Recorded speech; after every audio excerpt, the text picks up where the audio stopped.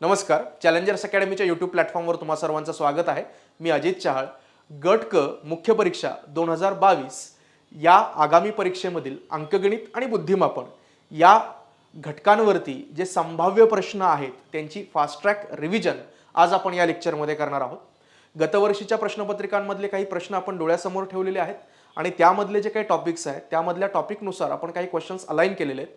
तर या प्रश्नांच्या माध्यमातून ही रिव्हिजन आपण करणार आहोत, जेणेकरून तुम्हाला परीक्षेमध्ये गेल्यानंतर अगदी फ्लुएंटली क्वेश्चन सॉल्व्ह करता येतील. वन बाय वन आपण ते प्रश्न पाहूयात आणि जे नवीन विद्यार्थी आहेत, नव्याने तयारी करणारे विद्यार्थी आहेत, त्यांच्यासाठी सुद्धा या लेक्चरमध्ये भरपूर काही आहे. शेवटच्या टप्प्यामध्ये तुम्हाला निश्चितपणे पाहायला मिळेल, त्यामुळे व्हिडिओ नक्कीच पूर्ण पहा. पहिल्या प्रश्नाकडे आपण जाऊयात. तर विद्यार्थी मित्रांनो, पहिला जो प्रश्न आहे, हा पहिला प्रश्न जर आपण पाहिला तर तो मिसिंग कॅरेक्टर किंवा आकृत्यांवरील प्रश्न या घटकावरचा आहे. या प्रश्नामध्ये आपल्याला 3 संख्या प्रत्येक आकृतीमध्ये दिलेल्या आहेत आणि त्या 3 संख्यांमधला परस्पर संबंध हा आपल्याला ओळखायचा आहे. याच्यामध्ये जर आपण हे लॉजिक चेक केलं की कुठलं लॉजिक यांच्यामध्ये आहे, तर पहिल्या आकृतीमध्ये आपल्याला हे सापडतं की जर पहिल्या 2 संख्यांचा गुणाकार केला 14 गुणिले 17, तर यांचा गुणाकार किती येतो? तर 17 गुणिले 14 यांचा गुणाकार येतो 238. मग आता तिसरी संख्या मिळवण्यासाठी 240 मिळवण्यासाठी याच्यामध्ये किती मिळवायला लागतात? 2 मिळवायला लागतात. 2 मिळवले की आपल्याला ती संख्या मिळते पुढची 240. म्हणजे लॉजिक आपल्याला सापडतंय पहिल्या 2 संख्यांचा गुणाकार आणि त्या गुणाकारामध्ये किती ऍड करायचे? 2 ऍड करायचे, म्हणजे आपल्याला तिसरी संख्या मिळते. तेच लॉजिक इतर आकृत्यांमध्ये लागतंय का हे आपण पाहू. आता याच्यामध्ये 8 आणि 12 त्याच लॉजिकनं यांचा गुणाकार जर केला तर 12 गुणिले 8 96 होतात. मग 96 मध्ये जर आपण परत 2 मिळवले तर 96 अधिक 2 किती मिळतात? 98. आणि ते 98 म्हणजे काय आहे? ही तिसरी संख्या आहे पहा. त्यानंतर चौथ्या आकृतीमध्ये तोच संबंध जुळतोय का आपण चेक करूयात पहा. 27 आणि 15 या दोघांचा गुणाकार जर आपण केला तर 27 आणि 15चा गुणाकार तो किती येतो? तर तो येतो 405. मग 405 मध्ये परत एकदा जर आपण 2 मिळवले तर आपल्याला अपेक्षित तिसरी संख्या मिळते 407. तर विद्यार्थी मित्रांनो, लॉजिक आपल्याला मिळाले की पहिल्या 2 संख्यांचा गुणाकार अधिक 2 बरोबर तिसरी संख्या. त्याच लॉजिकनं जर आपण ह्या आकृतीमध्ये विचार केला, 591 ही जी संख्या आहे ती 591 ही संख्या ही कशा पद्धतीने आलेली आहे? तर या 2 संख्यांमधच्या गुणाकारामध्ये 2 मिळवून ती आली आहे. मग जर आपण त्याचा विचार केला तर त्या 2 संख्यांचा गुणाकार किती असेल? 591 वजा 2 म्हणजेच 589. मग आता या 2 संख्यांचा गुणाकार 589 आहे. प्रश्नचिन्हाला आपण x असं म्हणूयात. मग 19x बरोबर किती असेल? 589. आणि मग x बरोबर किती असणार? 589 भागिले 19. मग जर आपण भाग दिला तर 19 त्रिक 57, बाकी उरेल 1. पुढचा 9 जर आपण घेतला तर 19 गुणिले 1 19, म्हणजे आपलं उत्तर असेल 31. जर आपण पर्यायांमध्ये चेक केलं तर पर्याय क्रमांक 3 हे आपलं योग्य उत्तर असेल. तर विद्यार्थी मित्रांनो, हा मिसिंग कॅरेक्टर किंवा आकृत्यांमधील प्रश्नचिन्हाच्या ठिकाणी येणारी संख्या किंवा वर्ण शोधणे हा घटक आहे. या घटकावरती प्रत्येक परीक्षेमध्ये हमखास प्रश्न विचारले असतात, म्हणून याचा सराव आपण परीक्षेमध्ये जाताना करणं हे अत्यंत आवश्यक आहे. याच पद्धतीने पुढचे प्रश्न आपण पाहूयात. पण पुढच्या प्रश्नामध्ये जर आपण पाहिलं तर हा बेसिक मॅथमॅटिक्सवरचा साधारणपणे प्रश्न, ज्याला आपण मॅथमॅटिकल ऑपरेशन्स किंवा गणिती क्रिया असं म्हणू शकतो. गुणाकार, भागाकार, बेरीज, वजाबाकी या घटकांवरती हे प्रश्न असतात. पण यामध्ये त्यांनी काय म्हटलंय की एका संख्येला 7 ने गुणून 5 ने भागायचं होतं. समजा आपण असं म्हणूयात की ती जी काही संख्या आहे, ज्या संख्येवरती ती क्रिया करायची आहे ती संख्या x आहे. मग सुरुवातीला काय करायचं होतं? 7 न गुणून 5 न भागायचं होतं. मग 7 न गुणूयात त्याला 7x आणि 5 न भागूयात छेद काय? 5. हे करायचं होतं, पण त्याऐवजी चुकून 5 ने गुणून 7 न भाग दिला. म्हणजे केलं काय आपण? चुकून 5 न गुणलं त्या मूळ संख्येला म्हणजे x ला, आणि भाग देताना कितीने दिला? 7 न दिला. आणि त्यावेळेला उत्तर किती आलं? 25 आलं. म्हणजे असं केल्यानंतर उत्तर किती आहे? 25 आहे. तर मग खरं उत्तर काय? म्हणजे ह्या पहिल्या क्रियेचं उत्तर काय हे त्यांनी त्याच्यामध्ये विचारलंय. मग विद्यार्थी मित्रांनो, याच्यामध्ये आपल्याला x ची किंमत डायरेक्टली काढता येईल. मग x ची किंमत कशी काढणार? x बरोबर 25, इकडचे भागाकारातले 7 उजवीकडे गुणाकारामध्ये येतील आणि डावीकडचे गुणाकारातले 5 उजवीकडे भागाकारामध्ये जातील. मग 25 भागिले 5 म्हणजे किती होणार? 5. आणि 5 गुणिले 7 म्हणजे x ची किंमत किती असणार? 35 असणार. मग x ची किंमत म्हणजे ती संख्या ज्या संख्येवरती क्रिया करायची ती संख्या किती आली? 35. मग आता त्या संख्येवरती मूळची क्रिया करायची जी त्यांनी अगोदर सांगितली होती, 7 न गुणून 5 न भाग द्यायचा आहे. ती केल्यावर उत्तर किती येतं चेक करू. x च्या ठिकाणी 35 ठेवा फक्त. 7 गुणिले 35 भागिले काय 5. मग जर सिम्प्लिफाय केलं, सोपं रूप दिलं तर 5 गुणिले 7 किती होतात 35 आणि 7 गुणिले 7 मग उत्तर काय येईल 49. म्हणजे खरं उत्तर काय असेल त्या संख्येचं 49 असेल. म्हणजे पर्याय क्रमांक 3 हे आपलं योग्य उत्तर असेल. विद्यार्थी मित्रांनो, असे प्रश्न खूप सोपे असतात, पण या प्रश्नांमध्ये सिली मिस्टेक्स ज्या आहेत हे होण्याचं प्रमाण खूप जास्त असतं. आता सिली मिस्टेक्स ज्या आहेत ते सिली मिस्टेक कुठं होतात, तर आपण इथं x ची किंमत काढतो आणि ही जी काही किंमत असते ती पर्यायामध्ये असते. पहा 35 हा पर्याय क्रमांक 1 त्याच्यामध्ये आहे. त्यामुळे नेहमी आपण परीक्षेमध्ये गेल्यानंतर काळजी घ्यायची, आपल्याला येत असतं पण थोडीशी घाई जर आपण केली तर सिली मिस्टेक्स होतात. आणि सोप्या प्रश्नांमध्ये जर आपण मिस्टेक केल्या तर निश्चितपणे मेरिटमधून आपण काय होतो बाहेर पडतो. त्यामुळे ही काळजी निश्चितपणे तुम्ही घ्यावी ही अपेक्षा आहे. पुढच्या प्रश्नाकडे आपण जाऊयात. पुढचा हा जो काय प्रश्न आहे हा खास करून डायरेक्शन सेन्स टेस्ट किंवा आपण ज्याला दिशाबोध असं म्हणतो या घटकावरच आहे. दिशाबोध म्हणजे तुम्हाला दिशांचं ज्ञान असणं गरजेचं आहे. ज्या 8 दिशा आपण म्हणतो उत्तर, दक्षिण, पूर्व, पश्चिम, नैऋत्य, ईशान्य, आग्नेय, वायव्य या दिशांचं एक ज्ञान तुम्हाला असणं गरजेचं आहे. आणि त्याचसोबत अंतर आणि अँगल, कोन आणि अंतर यांचं ज्ञान असणं देखील अपेक्षित आहे. मग आता याच्यामध्ये दिलेली जी माहिती आहे ती दिलेली माहिती मॅपिंग करावं लागतं, नकाशाच्या स्वरूपात मांडावी लागते. त्यांनी काय विचारले पहा, गावांच्या परस्पर सापेक्ष स्थानांची माहिती वाचून एका रेषेवर असलेल्या गावांचा गट दर्शवणारा पर्याय निवडा. म्हणजे जी काही अरेंजमेंट दिली आहे त्यानुसार एका सरळ रेषेत कुठली गावं येतात ती आपल्याला ओळखायची आहेत. मग आपण याच्यामध्ये पहिली जी काही कंडिशन आहे तिचा विचार करू. पहा FD च्या पश्चिमेला 1 किलोमीटरवरती आहे.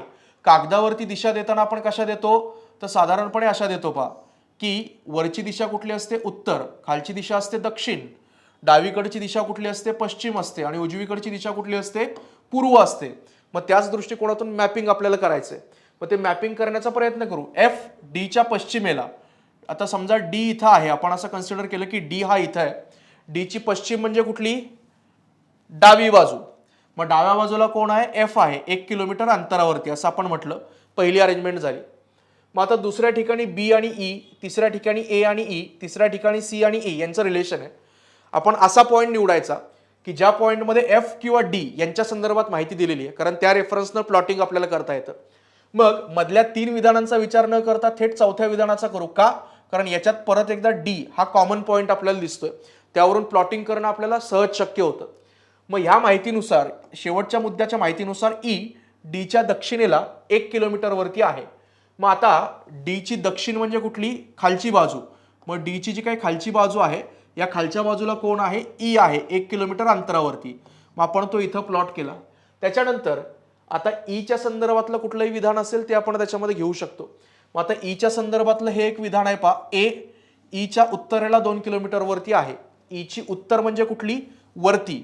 आता D किती किलोमीटर वरती आहे 1 किलोमीटर वरती. मग आणखी 1 किलोमीटर वरती जर गेलं तर टोटल किती होतील 2 किलोमीटर. त्या 2 किलोमीटर वरती कोण आहे A आहे, तो इथं आपल्याला दिसतो. उत्तर आपल्याला इथंच मिळालंय पहा की एका सरळ रेषेत कुठली गाव आहेत A, D आणि E. पर्याय क्रमांक 2 काय असेल योग्य असेल. पण अजून तुम्ही शेवटपर्यंत मांडणीमध्ये वेगळे प्रश्न सुद्धा विचारले जाऊ शकतात, तर ती मांडणी अंतिम टप्प्यापर्यंत आपण नेऊन ठेवूयात जरी उत्तर सापडलं असलं तरी. पहा बाकीच्या विधानांचा विचार जर तुम्ही केला तर पुढे त्यांनी काय म्हटलंय की B E च्या पूर्वेला, E ची पूर्व म्हणजे कुठली उजवी बाजू, तर इथं B आहे 1 किलोमीटर वरती. आणि या उरलेल्या विधानामध्ये काय म्हटलंय C हा A च्या पूर्वेला 1 किलोमीटर वरती आहे. A ची पूर्व म्हणजे उजवी बाजू, तर इथं काय असेल C असेल. म्हणजे एकंदरीत A B C D E आणि F या 6 गावांची मांडणी अरेंजमेंट या पद्धतीने आपण करू शकतो. तर विद्यार्थी मित्रांनो, एका सरळ रेषेमध्ये कुठले येतील A D आणि E. पर्याय क्रमांक 2 हे त्याचं योग्य उत्तर असेल. तर या प्रकारचे जे प्रश्न असतात डायरेक्शन सेन्स टेस्ट किंवा दिशाबोध, तर यामध्ये सगळ्यात महत्त्वाची बाब ही असते की प्लॉटिंग करणं, म्हणजेच नकाशा करणं, आरेखन करणं. दिलेली जी काही माहिती आहे ती कागदावरती आपल्याला काय करायची मांडायची आहे. तर हे तुमच्याकडून त्या ठिकाणी अपेक्षा असते. पुढच्या प्रश्नाकडे आपण जाऊयात.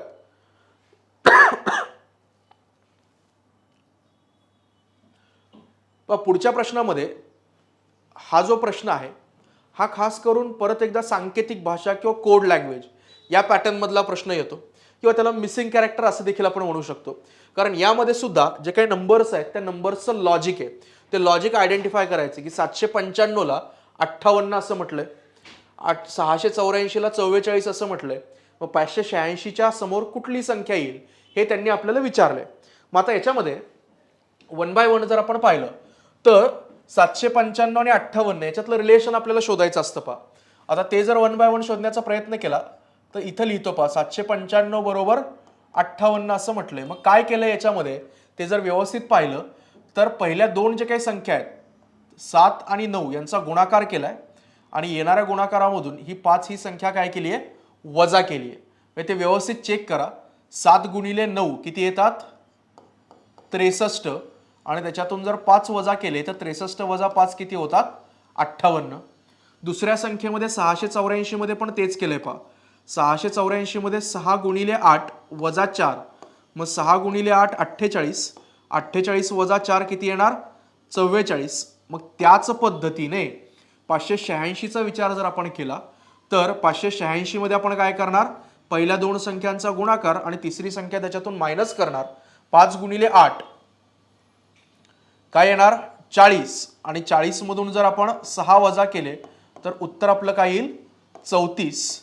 मग 34 उत्तर दाखवणारा पर्याय कुठला, पर्याय क्रमांक 3. पुढच्या प्रश्नाकडे आपण जाऊयात. पहा आता पुढचा प्रश्न जो आहे तो पर्सेंटेज किंवा टक्केवारी आपण ज्याला म्हणतो तर त्या घटकावरती देण्यात आलेला आहे. पर्सेंटेज किंवा टक्केवारीवरचे प्रश्न खूप सोपे असतात. पर्सेंटेज किंवा टक्केवारी म्हणजे काय की 100च्या तुलनेत ती संख्या किती आहे हे काढणं, त्याला आपण पर्सेंटेज म्हणतो किंवा टक्केवारी म्हणतो. आता याच्यामध्ये 3 चौकार व 8 षटकार मिळून 110 धावा केलेल्या फलंदाजांच्या पळून काढलेल्या धावांची टक्केवारी किती. टोटल रन आपल्याला दिलेत, किती काढलेत, 110. त्याच्यापैकी 4 आणि 6च्या साह्याने किती काढलेत ते आपल्याला कळतंय की 3 4 मारलेत. 3 4 मारलेत म्हणजे 3 गुणिले 4 चौकार, याचा अर्थ 4 रन ना, किती रन होतात, 12. आणि 8 षटकार, 8 6चे किती होतात, 8 गुणिले 6 48, मग 12 अधिक 48 म्हणजे टोटल किती होतात त्याच्यामध्ये 60 रन होतात.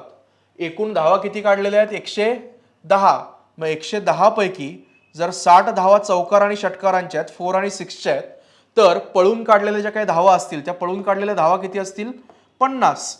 म्हणजे पळून त्यानं किती धावा काढल्यात, 50 धावा काढल्यात. हे आपण लक्षात ठेवणं गरजेचं आहे. मग ते 50 धावा एकूण धावांच्या किती टक्के आहेत हे आपल्याला विचारलंय. मग पळून काढलेल्या धावा किती आहेत, 50. एकूण धावा किती आहेत, 110. टक्के काढायचे. मग अपूर्णांकांचं ज्यावेळी टक्क्यात रूपांतर करायचं असतं, अपूर्णांकांचं टक्क्यामध्ये रूपांतर करताना त्या अपूर्णांकाला कितीने गुणावं लागतं, 100ने गुणावं लागतं. मग जर आपण याला सिम्प्लिफाय करायला गेलो किंवा सोपं रूप द्यायला गेलो तर काय होणार आहे, पहा 1 1 0 दोन्ही ठिकाणचा कॅन्सल होणार आहे, 50 आणि 110 मधला. मग 1 1 0 कॅन्सल झाल्यानंतर पुढचं कॅल्क्युलेशन जर करण्याचा प्रयत्न आपण केला तर 5 गुणिले 100 किती होतात, 500, आणि छेदामध्ये किती आहेत, 11. मग याला सोपं रूप देण्याचा प्रयत्न करा. 11नं जर 500ला भाग द्यायला आपण गेलो तर पूर्ण भाग तर जाणार नाहीये, पण जेवढा पूर्ण जातो तेवढा घेऊयात आणि बाकी अपूर्णांकाच्या स्वरूपात ठेवू. पण 11 गुणिले 4 किती होतात, 44 होतात, बरोबर. शिल्लक किती राहतील, 6. पुढचा शून्य घेतला, 60 झाले. मग 11 गुणिले 5 55. आता पुढं काही पूर्ण भाग जाणार नाही. मग 55, 11 गुणिले 5 55, 60 मधून 55 गेले, बाकी किती शिल्लक राहते, 5. छेद किती आहे, 11. म्हणजे उत्तर काय येईल, 45.5/11%. मग असा दर्शवणारा पर्याय कुठला आहे, पर्याय क्रमांक 2. त्यामुळे पर्याय क्रमांक 2 हे त्याचं योग्य उत्तर असेल. पहा विद्यार्थी मित्रांनो, तुम्ही जर या मुख्य परीक्षेला असाल तर निश्चितपणे तुम्हाला हे लेक्चर उपयुक्त आहेच. पण अगदी तुम्ही नव्याने तयारी करणारे विद्यार्थी असाल कुठल्याही परीक्षेसाठी, राज्यसेवा पूर्व परीक्षा असेल, कंबाईन पूर्व परीक्षा असेल, कंबाईन मुख्य परीक्षा असेल किंवा इतर कुठल्याही परीक्षा की ज्याच्यामध्ये अंकगणित आणि बुद्धिमापन हे घटक येतात, तर सगळ्याच परीक्षांसाठी हे लेक्चर निश्चितपणे उपयुक्त आहे. त्यामध्ये तुम्ही प्रश्नांचे प्रकार समजून घ्या. तुम्ही जरी नवीन विद्यार्थी असाल आणि तुम्ही अजून तयारी केलेली नसेल तरी प्रश्नांचे प्रकार जे आहेत किंवा टाईप जे आहेत ते लक्षात घ्या. प्रकार आपल्याला लक्षात आले की त्याच्यानंतर तयारी करणं हे आपल्याला खूप सोपं जातं. आणि हीच तयारी करण्यासाठी चॅलेंजर्स अकॅडमी ना आपलं स्वतःचं यूट्यूब चॅनल जे आहे ते लॉन्च केलेलं आहे. ते यूट्यूब चॅनल तुम्ही निश्चितपणे सबस्क्राईब करा. आपलं जे ॲप आहे चॅलेंजर्स अकॅडमीच्या नावाचं ॲप, तर ते ॲपसुद्धा लवकरच आपण लॉन्च करत आहोत आणि या ॲपवरती तुम्हाला अगदी फुल लेंथ जे काही कोर्सेस आहेत, अंकगणिताचा फुल लेंथ कोर्स असेल, बुद्धिमापनाचा असेल, त्याचसोबत सामान्य विज्ञान हा जो काही घटक आहे, विज्ञान व तंत्रज्ञान हा जो काही घटक आहे, म्हणजे राज्यसेवा पूर्व आणि मुख्य परीक्षा, UPSC पूर्व आणि मुख्य परीक्षा, त्याचसोबत कंबाईन पूर्व आणि मुख्य परीक्षा यासाठी लागणारा अंकगणित, बुद्धिमापन आणि सामान्य विज्ञान आणि विज्ञान व तंत्रज्ञान या सगळ्याचे कोर्सेस हे आपण चॅलेंजर्स अकॅडमीच्या ॲपवरती लवकरच लॉन्च करत आहोत. यामध्ये काही कोर्सेस हे रेकॉर्डेड स्वरूपामध्ये असतील, तर काही कोर्सेस हे लाईव्ह प्लस रेकॉर्डेड या स्वरूपामध्ये असणार आहेत. 15 फेब्रुवारीच्या नंतरच्या टप्प्यामध्ये आपण ते लॉन्च करतच आहोत. याबद्दलचे अपडेट्स घेत राहण्यासाठी यूट्यूब चॅनल निश्चितपणे सबस्क्राईब करा. त्याचसोबत टेलिग्राम चॅनल जे आहे सायन्स बाय अजित चहाळ, तर हे टेलिग्राम चॅनल देखील तुम्ही जॉईन करू शकता, ज्यावरती सातत्यानं परीक्षांबद्दलचे अपडेट्स असतील, त्याचसोबत सायन्सचे किंवा मॅथ्सचे वेगवेगळा डेटा असेल, प्रश्न असतील, नोट्स असतील, ते आपण त्यावरती शेअर करतो. आजच्या लेक्चरची जी PPT आहे ती PPT देखील आपण त्याच टेलिग्राम चॅनलवरती शेअर करणार आहोत. सो हा व्हिडिओ पाहिल्यानंतर जर तुम्हाला ती PPT हवी असेल, म्हणजे हे सगळे प्रश्न हवे असतील, तर निश्चितपणे टेलिग्राम चॅनलवरती तुम्हाला ते उपलब्ध होतील. पुढील प्रश्नाकडे आपण जाऊया.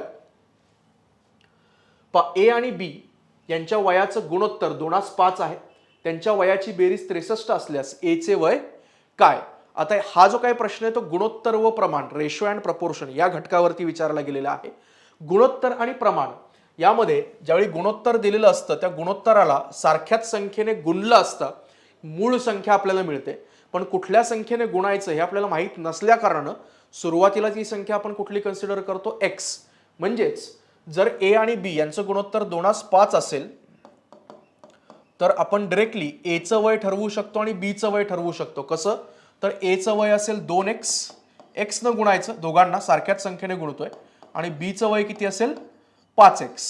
मग ती सारखी संख्या कोणती हे काढण्यासाठी पुढची माहिती दिलेली असते, तिचा वापर करायचा. त्यांनी काय म्हटलंय की दोघांच्या वयांची बेरीज किती आहे? 63. म्हणजे दोघांच्या वयांची बेरीज जर आपण केली 2x अधिक 5x बरोबर काय असणार? 63. मग 2 अधिक 5 म्हणजे किती होतात? 7x. 7x बरोबर किती होतील? 63 होतील.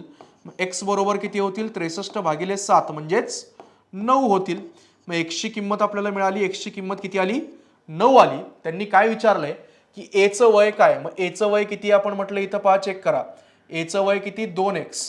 x ची किंमत आपण 9 काढली, 2 गुणिले 9 म्हणजे A चं वय किती असेल? 18 वर्ष असेल. म्हणजे पर्याय क्रमांक 3 हे या प्रश्नाचं काय असेल? योग्य उत्तर असेल. विद्यार्थी मित्रांनो, चांगला सराव केला, चांगली प्रॅक्टिस केली की अगदी 20-25 सेकंदात सुद्धा प्रत्येक प्रश्नाचं उत्तर काढता येणं शक्य आहे. फक्त मी तुम्हाला एक सजेस्ट करेल की शॉर्टकट किंवा ट्रिक्स ही उदाहरणं सोडवताना कधी कधी वापरायला लागतात. पण तुम्ही जर फक्त आणि फक्त त्याच्यावरती अवलंबून राहिलात आणि तुमचा अंकगणित आणि बुद्धिमापनाचा पाया जर पक्का केला नाहीत, तर मात्र सुरुवातीला फार चांगलं वाटतं, पण जेव्हा परीक्षा आपण प्रत्यक्षात देतो आणि प्रश्न सोडवतो तेव्हा मात्र अडचणी निर्माण होतात.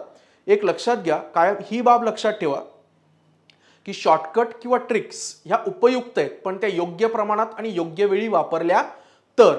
जेव्हा आपण जेवण करतो त्यावेळेला आपल्या ताटामध्ये सगळे पदार्थ असतात ना, पोळी असते, भाजी असते, वरण असतो, भात असतं, लोणचं असतं, चटणी असते.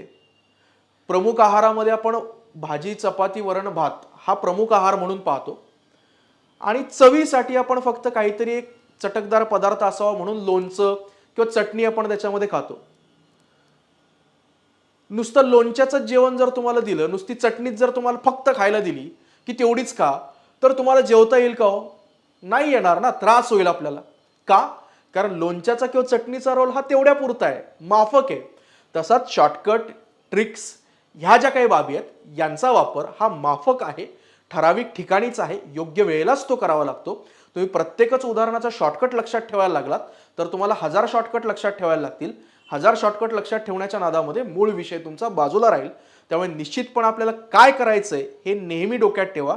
नेहमी कुठल्याही यशाला शॉर्टकट नसतो, त्या ठिकाणी बेस किंवा पाया तयार करावाच लागतो आणि त्यावरतीच तुम्ही भर द्या. आणि ह्याच अप्रोचनं आपले जे काही कोर्सेस आहेत, व्हिडिओ कोर्सेस हे त्या ठिकाणी असणार आहेत, त्यामुळे निश्चितपणे तुम्ही त्याचा लाभ घ्यालच. पुढच्या प्रश्नाकडे आपण जाऊयात. ह्या प्रश्नामध्ये जर आपण पाहिलं तर परत एकदा पर्सेंटेजवरती किंवा शेकडेवारीवरती अवलंबून असा असणारा प्रश्न आहे. आपण प्रश्न काळजीपूर्वक सुरुवातीला वाचूया.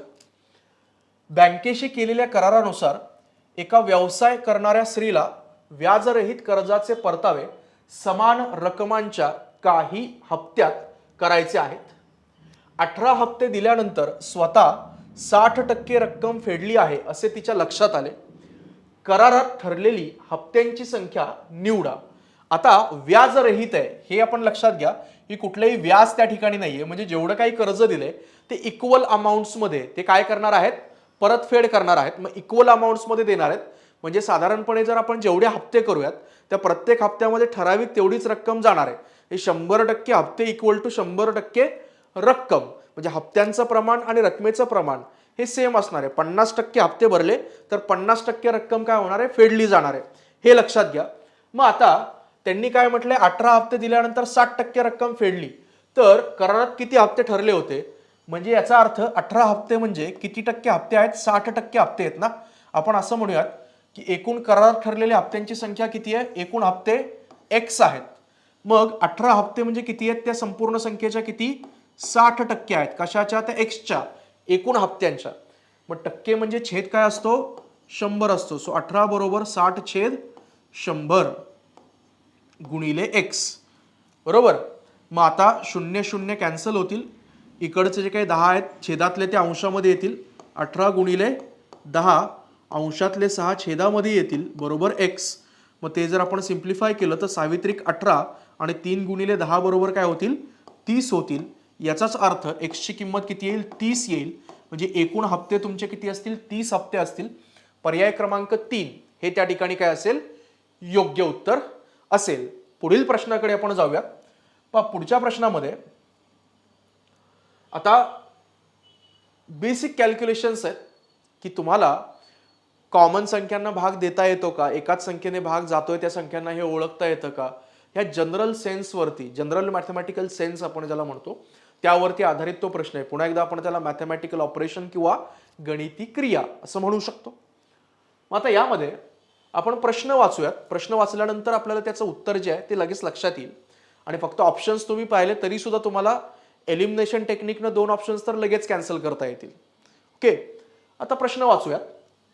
अध्यापकांनी मुलांना गुलाबाची 21, मोगऱ्याची 42 आणि जास्वंदीची 56 रोपटी लावण्याची विनंती केली. प्रत्येक रांगेत प्रत्येक प्रकारची रोपटी समान संख्येने असतील याप्रमाणे रोपट्यांची लागवड करायची आहे.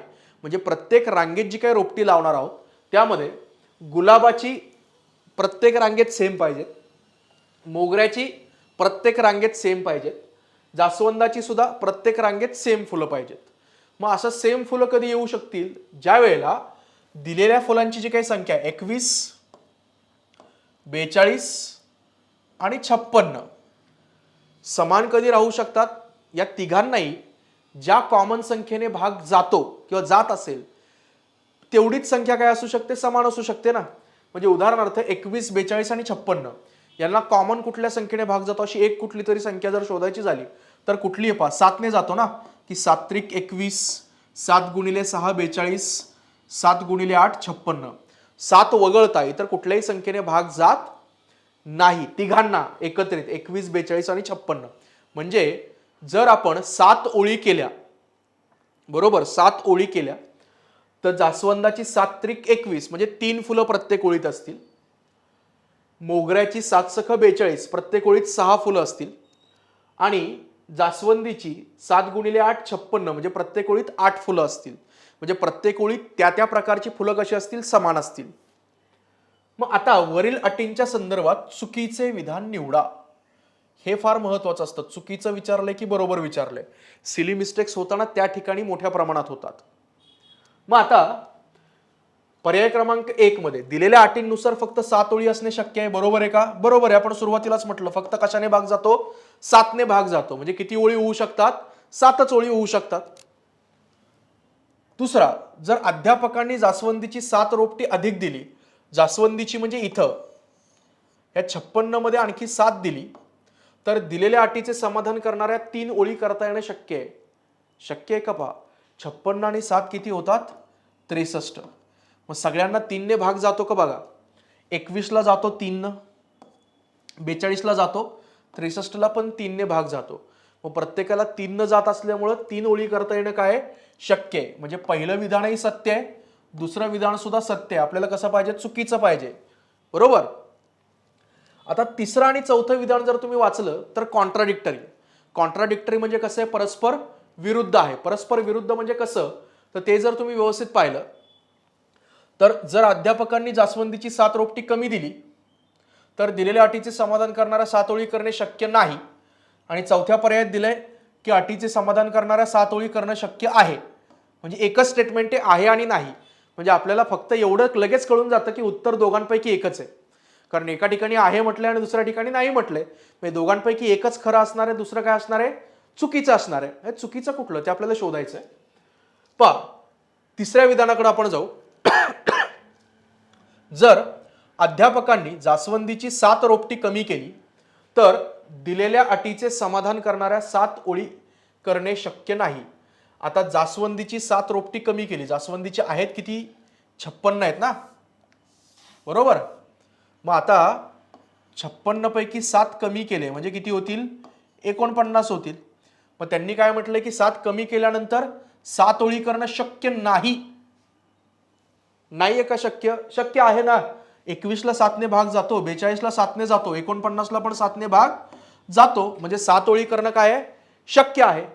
त्यानंतर म्हणजे तिसरं विधान कसं आहे, हे चुकीचं आहे. आणि चौथं विधान कसं आहे, शक्य आहे हे बरोबर आहे. त्यांनी काय विचारलंय, चुकीचं विधान. त्यामुळे पर्याय क्रमांक 3 हे काय असेल, योग्य उत्तर असेल. तर विद्यार्थी मित्रांनो, हे लक्षात घ्या की परीक्षेमध्ये अॅनालिटिकल ॲबिलिटी, विश्लेषणात्मक क्षमतेवरती प्रश्न येतात. तुमचा मॅथमॅटिकल सेन्स म्हणजे तुमचा अंकगणित आणि बुद्धिमापनाचा पाया जर पक्का असेल तर आणि तरच तुम्हाला या प्रकारच्या प्रश्नांची उत्तरं झटकन देता येतात. अदरवाईज आपण त्या शब्दांमध्ये अडकून जातो. असे प्रश्न काळजीपूर्वक वाचणं हे अत्यंत गरजेचं असतं आणि यासाठी सराव करणं आणि त्या गोष्टी शिकून घेणं हे फार गरजेचं आहे. पुढच्या प्रश्नाकडे आपण जाऊयात. दुपारचे 12 वाजायला जितकी मिनिटे शिल्लक आहेत त्याच्या तिप्पट मिनिटे 32 मिनिटांपूर्वी 9 वाजून गेल्यानंतर झालेली होती, तर तितकी मिनिटे निवडा. प्रॉब्लेम ऑन क्लॉक्स, घड्याळावरील प्रश्न या घटकावरचा हा प्रश्न आहे. व्यवस्थित लक्षात घ्या कुठल्या दरम्यानची वेळ दिलेली आहे. त्यांनी असं म्हटलंय 12 वाजायला, दुपारचे 12 वाजायला जितकी मिनिटे शिल्लक आहेत. समजा आपण काय म्हणूयात की ती शिल्लक मिनिटं जी आहेत त्यांना एक्स म्हणूयात की एक्स मिनिटं समजा काय आहेत, शिल्लक आहेत. त्याच्यात तिप्पट मिनिटे 32 मिनिटांपूर्वी 9 वाजून गेल्यानंतर, म्हणजे लक्षात घ्या की 12, दुपारचे 12 ते सकाळचे 9 या दरम्यानची घडामोड दिलेली आहे. मग जर तो रेफरन्स आपण घेतला की सकाळचे 9 आणि दुपारचे 12, तर 9 ते 12 टोटल किती तास होतात, 3 तास होतात. पहा, 3 तास म्हणजे मिनिटांमध्ये जर हिशेब केला तर किती मिनिटं होतात, 180 मिनिटे होतात. बरोबर, 3 तास किंवा 180 मिनिटे. मग आता यांचा हिशेब त्यांनी दिलाय. तो हिशेब कसा दिलाय की याच्या दरम्यानची मिनिटं कशी गेली आहेत ती त्यांनी सांगितली. मग 12च्या अगोदरची काही मिनिटं शिल्लक आहेत, समजा ती किती आहेत, एक्स. त्याच्या 3 पट मिनिटे 32 मिनिटांपूर्वी, आता एक्सच्या 3 पट, एक्सचे 3 पट म्हणजे किती होतात, 3x. आणि 32 मिनिटांपूर्वी म्हणजे आणखी त्याच्यामध्ये किती मिनिटं ऍड करायची, 32 मिनिटांपूर्वी 9 वाजून गेल्यानंतर, म्हणजे 9 नंतर आणि 12च्या आधी, याचा हा हिशेब त्यांनी दिलाय. आणि ही सगळी मिनिटं मिळून किती होतात, 180 मिनिटं होतात. मग आता आपण जर हे इक्वेशन सॉल्व्ह केलं तर एक्सची किंमत मिळेल. एक्स म्हणजे आपण काय म्हटलं होतं, किती मिनिटं शिल्लक आहेत. मग आता 3x अधिक x टोटल किती होतील, 4x. हे इकडचे 32 उजवीकडे जाऊन काय होतील, वजा होतील. 180 वजा 32. मग 4x बरोबर 180 वजा 32 म्हणजे साधारण किती होतील ते, 148. मग x बरोबर काय येणार, 148 भागिले 4. 4 ने जर भाग दिला, 4 त्रिक 12 आणि 4 गुणिले 7 28, म्हणजेच उत्तर येईल आपलं 37 मिनिटे. मग पर्यायांमध्ये जर आपण चेक केलं तर पर्याय क्रमांक 1 हे त्याचं काय असेल, योग्य उत्तर असेल. उत्तर काढणं सोपं आहे, फक्त हे लक्षात आलं पाहिजे की आपल्याला कशाच्या दरम्यानची कॅल्क्युलेशन्स दिली आहेत, सकाळी 9 ते दुपारी 12. मग त्यामध्ये म्हटलंय की 12ला x मिनिटं शिल्लक आहेत, त्याच्यात 3 पट आणि 32 मिनिटं ही 9 नंतर झालेली आहेत. बरोबर, म्हणजे मध्ये किती मिनिटं होतात, एकूण 180 मिनिटं. मग त्यामध्ये ती 32 मिनिटं आणि 3 पट वेळ आणि त्यानंतर शिल्लक मिनिटं, या सगळ्यांची बेरीज किती होणार? 180 मिनिटं होणार. ते इक्वेशन आपण सॉल्व्ह केलं आणि सॉल्व्ह केल्यानंतर एक्सची किंमत आपण काढली, ती आली 37 मिनिटं. पुढच्या घटकाकडे आपण साधारण जाऊयात. आता हा एक घटक आहे की स्केल ओरिएंटेड, म्हणजेच मापनपट्टी दिलेली असते आणि मापनपट्टीचं रीडिंग करावं लागतं आपल्याला, ते वाचायला लागते आपल्याला की कशा पद्धतीने माहिती त्यामध्ये दिलेली आहे. आता याच्यामध्ये म्हणजे स्टॅट्सचा पार्ट आपण ज्याला म्हणतो की सांख्यिकी या घटकामध्ये अशा प्रकारचं रीडिंग्स ज्या आहेत त्या आपण त्या ठिकाणी घेऊ शकतो. मत्स्यालय पाहण्याचे दर पुढील प्रमाणे आहेत. हे कुठलेही मत्स्यालय पाहताना प्रत्येक व्यक्तीला लागणारे जे काही रेट आहेत ते दिलेत. प्रौढ व्यक्ती असेल 18 पेक्षा जास्त वयाची तर 7 रुपये आहेत. मुलं जर असतील 18 पेक्षा कमी वयाची तर 4 रुपये आहेत. ज्येष्ठ नागरिक म्हणजे ज्यांचं वय 60 वर्षांपेक्षा जास्त आहे त्यांच्यासाठी 5 रुपये आहेत. जेव्हा आजचे प्रवेश बंद झाले तेव्हा जमा झालेली प्रत्येक गटाची प्रवेश रक्कम पुढील तक्त्यात दाखवल्याप्रमाणे होती. मग प्रत्येक गटाकडून किती पैसे आले? तर प्रौढ गटाकडून किती पैसे आले? तर 0 पासून 400 पर्यंतची स्केल, 400च्या जवळपासची स्केल दिसते. म्हणजे प्रौढ करून आपण म्हणूयात की टोटल किती रुपये आले? 400 रुपये आले. मुलांकडून 400 पासून ते 550 पर्यंत म्हणजेच किती? 400 ते 550 म्हणजे 150 रुपये आले. आणि ज्येष्ठ नागरिक 550 पासून ते 700 पर्यंत म्हणजे परत एकदा ज्येष्ठ नागरिकांचे पण किती आहेत? 150 रुपये आहेत. मग प्रत्येक गटाच्या, त्यांनी पुढे काय म्हटलं? प्रत्येक गटाच्या आजच्या प्रवेश रकमांचे सर्वात जवळचे प्रतिरूपण करणारा वर्तुळ खंडात्मक आलेख निवडा. मग आपल्याला असा आलेख काढायचा आहे की ज्याच्यामध्ये टोटल किती रक्कम जमा झाली आहे? 700 रुपये. 700 पैकी 400, 700 पैकी 400 म्हणजे जवळपास 50%पेक्षाही जास्त ही रक्कम कुठून आली आहे? फक्त प्रौढ लोकांकडून आली आहे. म्हणजे प्रौढांसाठीचा जो काही पार्ट पाहिजे, हा प्रौढांसाठीचा पार्ट हा किती पाहिजे? तर साधारणपणे आपण म्हणतोय की 400 किती पैकी? 700 पैकी तो सगळ्यात मोठा असणं गरजेचं आहे. त्यानंतर मुलं आणि ज्येष्ठ नागरिक यांच्याकडून आपल्याला काय मिळाली आहे? अत्यंत समान रक्कम मिळालेली आहे. म्हणजे दोघांची सेक्शन्स कशी पाहिजेत? समान पाहिजेत. सगळ्यात मोठं प्रौढांचं पाहिजे. त्यानंतर मुलं आणि ज्येष्ठ नागरिकांचा जे काही रकाने आहेत ते रकाने कसे पाहिजेत? सेम पाहिजेत. मग चारही आकृत्या चेक करा. चारही मधल्या सगळ्यात महत्वाची गोष्ट म्हणजे चौथी तर डायरेक्ट कॅन्सल होते, कारण याच्यामध्ये जर पाहिलं मुले, ज्येष्ठ नागरिक आणि प्रौढ तिघांचे जे काही एरियाज दिसतात हे एरिया कसे आहेत? समान आहेत. आपल्याला समान नको आहे. प्रौढचा सगळ्यात जास्त पाहिजे आणि मुलं आणि ज्येष्ठ नागरिक यांचं काय पाहिजे? समान पाहिजे. त्यानंतर जर आपण ही आकृती पाहिली तर या आकृतीमध्ये ज्येष्ठ नागरिकांचा सेक्शन असा दिसतो काटकोन, आणि इथला अँगल मुलांसाठी काय झालाय? वाढलाय अचानक. म्हणजे मुलांकडून आलेला रेव्हेन्यू ज्येष्ठ नागरिकांपेक्षा जास्त आहे असा त्याचा अर्थ होतो. म्हणजे तिसरी आकृती देखील त्या ठिकाणी नाही. आता पहिल्या आणि दुसऱ्यामध्ये आपल्याला कंपॅरिझन करायचं. पहिल्या आणि दुसऱ्यामध्ये करताना व्यवस्थित चेक करायचं. व्यवस्थित म्हणजे कसं की साधारण इथं जर आपण पाहिलं की ज्येष्ठ नागरिकांसाठी काटकोन आहे, पण मुलांसाठी मात्र थोडासा खालच्या बाजूला झुकलेली रेषा आहे. म्हणजे इकडचा अँगल परत एकदा वाढतोय, म्हणजे मुलांकडची रक्कम ज्येष्ठ नागरिकांपेक्षा जास्त दिसते, म्हणून दुसरा पर्यायही नसेल. मग ह्या केसमध्ये कुठला पर्याय योग्य असेल? तर पहिला पर्याय. कारण याच्यामध्ये जर तुम्ही चेक केलं तर इथून ही लाईन इक्वली बेंड झालेली डावीकडं आणि उजवीकडं. म्हणजेच काय की मुलं आणि ज्येष्ठ नागरिक यांच्याकडे समान रक्कम आहे आणि प्रौढांकडे त्यांच्यापेक्षाही जास्त रक्कम त्यांनी जमा करून दिली आहे. त्यामुळे पहिल्या क्रमांकाची आकृती काय असेल? सत्य असेल. याच्यामध्ये आपल्याला रीडिंग करणं किंवा आकृती वाचन करणं हे फार गरजेचं असतं. ते समजणं फार गरजेचं आहे आणि ज्यासाठी आपण मूलभूत अंकगणिताचा अभ्यास हा करणं अपेक्षित आहे. या सगळ्या गोष्टींचा अभ्यास कुठून करायचा? अभ्यासक्रम काय आहे? यासाठी एक स्वतंत्र व्हिडिओ लेक्चर लवकरच मी चॅनलवरती अपलोड करणार आहे. तर त्यामध्ये तुम्हाला अभ्यासक्रम नेमका काय आहे, कुठले कुठले घटक अभ्यासायचे आणि कुठल्या पुस्तकांमधून तुम्ही अभ्यासू शकता याबद्दलची माहिती मी तुम्हाला देणार आहे. पुढील प्रश्नाकडे आपण जाऊयात. या प्रश्नामध्ये लसावी आणि मसावीवरचा तो प्रश्न आहे. एक फॉर्म्युला आहे की त्याच्यामध्ये आता दोन संख्यांचा मसावी आणि लसावी दिलाय. एक संख्या दिली आहे, दुसरी संख्या शोधायची आहे. तर त्यामध्ये एक सूत्र आहे, ज्या सूत्रानुसार ते आपण काढू शकतो की कोणत्याही दोन संख्यांचा गुणाकार बरोबर त्यांचा मसावी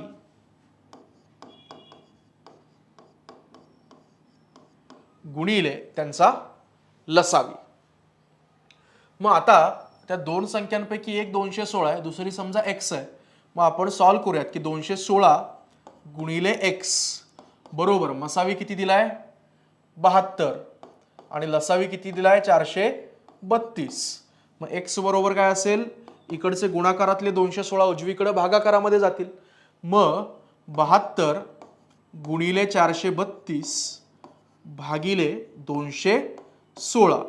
मग 216 गुणिले 2 जर केलं तर 432 येतील आणि 72 गुणिले 2 जर केलं तर किती येतील 144. म्हणजे दुसरी संख्या कोणती आहे, तर दुसरी संख्या आहे 144, 144. पर्याय क्रमांक 2 हे त्या ठिकाणी काय असेल, योग्य उत्तर असेल. पुढील प्रश्नाकडे आपण जाऊयात. पण आता पुढचा जो काही प्रश्न आहे हा पुन्हा एकदा कशावरती आहे, तर डिरेक्शन सेन्स टेस्ट किंवा दिशाबोध आपण ज्याला म्हणतोय या घटकावरचा प्रश्न आपल्याला त्या ठिकाणी दिसतो. मग ह्या प्रश्नामध्ये जर आपण पाहिलं की राम आणि श्याम दोघेही ए बिंदूपासून एकमेकांच्या विरुद्ध दिशेने चालत आहेत. मग समजा आपण असं म्हणूयात की हा बिंदू आहे, हा पॉइंट आहे ए पॉइंट, आणि दोघेही विरुद्ध दिशेने चालत आहेत. त्यामध्ये राम 3 मीटर आणि श्याम 4 मीटर चालला. समजा राम उजवीकडे चाललाय आपण असं म्हणूयात, तो 3 मीटर पर्यंत इथपर्यंत आला. 3 मीटर हा कोण आहे, राम आहे. आणि श्याम 4 मीटर चाललाय डाव्या बाजूला, समजा इथपर्यंत येऊन तो थांबला 4 मीटर, हा आहे श्याम.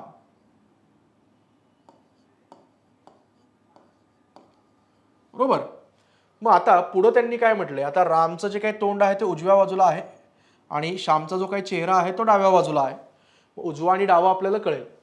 त्यानंतर राम डावीकडे वळून 4 मीटर चालला. आता रामची डावी दिशा म्हणजे कुठली, ही दिशा डावी बाजू, कारण चेहरा या बाजूला आहे. डावी दिशा म्हणजे वरती, तो किती चाललाय 4 मीटर, म्हणजे तो इथपर्यंत साधारणपणे जाईल. त्यानंतर श्याम जो आहे तो श्याम सुद्धा त्याच्या डावीकडे, श्यामचा चेहरा कुठे आहे, डाव्या बाजूला आहे. म्हणजे तो वळताना कुठं वळणार, खालच्या दिशेने. डावीकडे म्हणजे खालच्या दिशेने वळणार. मग खालच्या दिशेने तो किती वळालाय 5 मीटर. मग खाली आपण 5 मीटर त्याला नेऊयात की 5 मीटर इथपर्यंत तो चालला. समजा हा पॉइंट बी आहे, हा पॉइंट सी आहे, हा पॉइंट डी आहे, याला आपण म्हणूयात पॉइंट ई. मग त्यांनी आता काय म्हटलंय की आता त्यांच्यामधील अंतर किती, कोणामधलं, आता जे काही शेवटची टोक आहेत सी आणि ई यांच्यातलं अंतर किती. मग किती अंतर असणार ते आपल्याला मोजायचंय. मग स्ट्रेट डिस्टन्स काढायचं ना आपल्याला अशा पद्धतीने. मग आता यामध्ये पायथागोरसच्या प्रमेयाचा वापर करावा लागेल. पायथागोरसच्या प्रमेयानुसार काटकोन जर असेल तर समोरचा कर्ण असतो. तर आता कर्ण वर्ग बरोबर काय असतं, पहिली बाजू वर्ग अधिक दुसरी बाजू वर्ग, म्हणजे AC याचा वर्ग बरोबर काय असणार, AC म्हणजे ही साईड बरोबर. तर याचा वर्ग बरोबर काय असणार, 3चा वर्ग अधिक 4चा वर्ग. 3चा वर्ग 9, 4चा वर्ग 16. 9 आणि 16 म्हणजे किती होतील, 25 होतील. म्हणजे ACचा वर्ग 25 असेल तर AC ही बाजू किती असणार, त्याचं वर्गमूळ म्हणजे 5 मीटर. म्हणजे ही पहिली बाब आपल्याला मिळाली की ही साईड किती आहे, ही साईड आहे 5 मीटर. हे आपण शोधलं पहा. आता ही साईड शोधायची, खालची कुठली, AE ही बाजू आपल्याला शोधायची. मग आता AE शोधताना पण तसंच ना की पायथागोरसचा प्रमेय. मग पायथागोरसच्या प्रमेयानुसार AE या बाजूचा वर्ग बरोबर काय असेल, 5चा वर्ग अधिक 4चा वर्ग. 5चा वर्ग 25, 4चा वर्ग 16, 25 अधिक 16 किती होतील 41. आता एक गोष्ट लक्षात घ्या, AE याचा वर्ग किती आहे 41 आहे. 41चं वर्गमूळ निघतं का, 41चं थेट वर्गमूळ काढता येत नाही. म्हणजे उत्तर काहीतरी फ्रॅक्शन मध्ये पॉइंट मध्ये येणार आहे. पण आपल्याला अंदाज येतो ना, कारण पर्याय जर आपण पाहिलं तर पर्याय एकमेकांपासून थोडे लांब लांबचे. अंदाज काढू शकतो आपण. कसा काढायचा, मग 41च्या जवळची पूर्ण वर्ग संख्या लहान आणि मोठी कुठली, 41च्या जवळची लहान 36. 36 कशाचा वर्ग आहे, 6चा. आणि 7चा वर्ग किती आहे 49. म्हणजे याचं जे काही वर्गमूळ येणार आहे ते वर्गमूळ 6 ते 7 यांच्या मध्ये येणार आहे बरोबर. वर्गमूळ कुठे येणार, 6 आणि 7 यांच्या मध्ये येणार. म्हणजे जे काही उत्तर असेल आपलं की समजा इथं 6 ते 7 यांच्या दरम्यानची संख्या जर आली तर उत्तर काय असेल, 5 आणि 6 11 आणि 5 आणि 7 12.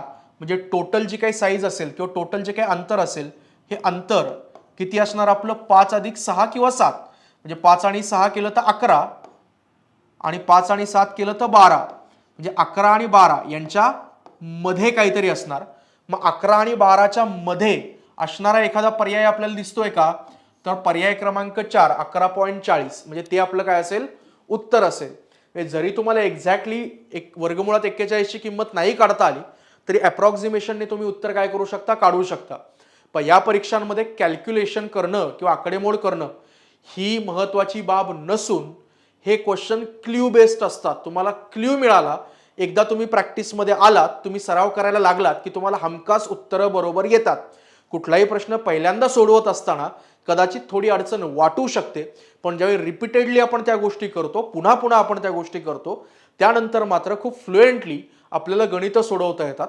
गणितं सोडवणं हा प्रॅक्टिसचा पार्ट आहे, इंटेलिजन्सचा पार्ट नाहीये. प्रॅक्टिस तुम्ही जेवढी जास्त कराल, जेवढं रेग्युलरली तुम्ही करताय, जेवढं रोज तुम्ही करताय, तेवढं तुम्हाला अंकगणित आणि बुद्धिमापन सोपं जाणार आहे. त्यासाठी तुमचा मागचा बॅकग्राऊंड काय आहे, 10वीला किती मार्क पडलेत, 12वीला किती मार्क पडलेत हे मॅटर करत नाही. फक्त कॉन्फिडन्स तुमच्यामध्ये असला पाहिजे आणि करण्याची तयारी ही तुम्ही ठेवा. बाकीच्या गोष्टी आमच्यावरती सोडा, बाकीच्या गोष्टी तुमच्याकडून आम्ही इकडे करून घेणार आहोतच. म्हणजे पुढे आपण जाऊयात. तळ्यात एक स्तंभ आहे, निम्मा स्तंभ चिखलात रुतलेला आहे. पुन्हा एकदा फ्रॅक्शन्स किंवा अपूर्णांक या घटकावरचा प्रश्न आहे. त्यांनी काय सांगितलं? तळ्यात स्तंभ आहे, निम्मा चिखलात रुतलाय, त्याच्यावर 1/3 भाग पाण्यात बुडालेला आहे आणि 7 एकक लांबी असलेला भाग पाण्याबाहेर आहे. तर स्तंभाची एकूण उंची दर्शवणारा पर्याय निवडा. त्यांनी काय सांगितलंय हे फक्त व्हिज्युअलाइज करण्याचा प्रयत्न करू, आपण डोळ्यासमोर आणण्याचा प्रयत्न करू. पण त्यांनी काय सांगितलंय चेक करा व्यवस्थित, की एक तळ आहे अशा प्रकारे, ओके, त्यामध्ये एक स्तंभ आहे, जे एक पोल आहे अशा प्रकारे, करेक्ट. मग आता त्यांनी काय म्हटलंय की निम्मा स्तंभ तळ्यातील चिखलात रुतलेला आहे. म्हणजे इथे चिखल आहे तळ्यात आणि निम्मा जो काही स्तंभ आहे तो निम्मा स्तंभ या चिखलात रुतलेला आहे. समजा आपण म्हणत की चिखल आहे आणि त्या चिखलामध्ये तो निम्मा जो काही स्तंभ आहे तो निम्मा स्तंभ रुतलेला आहे.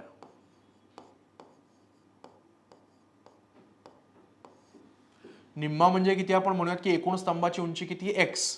निम्मा म्हणजे किती असेल? x/2. त्यानंतर पुढे त्यांनी म्हटलंय वर 1/3 भाग पाण्यात आहे. म्हणजे समजा इथं पाणी आहे आणि या पाण्यात किती? 1/3. 1/3 म्हणजे किती? x/3, 1/3 आहे. आणि 7 एकक लांबी असलेला भाग पाण्याबाहेर आहे. म्हणजे वरती जो काही उरलाय याची लांबी किती आहे? 7 एकक किंवा 7 युनिट. आणि टोटल लांबी किती याची? तर टोटल लांबी आपण काय म्हटलंय? x. तर ही माहिती आपल्याला दिलेली आहे. या माहितीवरून आपल्याला काय काढायचं आहे? तर स्तंभाची एकूण उंची म्हणजे x बरोबर किती हे आपल्याला काढायचं. मग विद्यार्थी मित्रांनो, आता पहिल्यांदा ही बाब लक्षात घ्या की एकूण उंची कशी मिळू शकेल. या तिघांची जर बेरीज केली तर या तिघांची बेरीज म्हणजे स्तंभाची काय असेल? एकूण उंची असेल. म्हणजे स्तंभाची एकूण उंची काढताना आपल्याला काय करायचं आहे?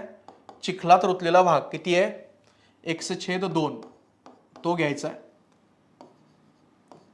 अधिक पाण्यातला भाग x/3 आणि अधिक बाहेरचा भाग किती आहे? 7. म्हणजे एकूण उंची असणार आणि त्या एकूण उंचीला आपण काय म्हटलंय? x. सो x बरोबर या दोघांची बेरीज केली, तिरकस गुणाकार करतो आपण, 3 × x 3x.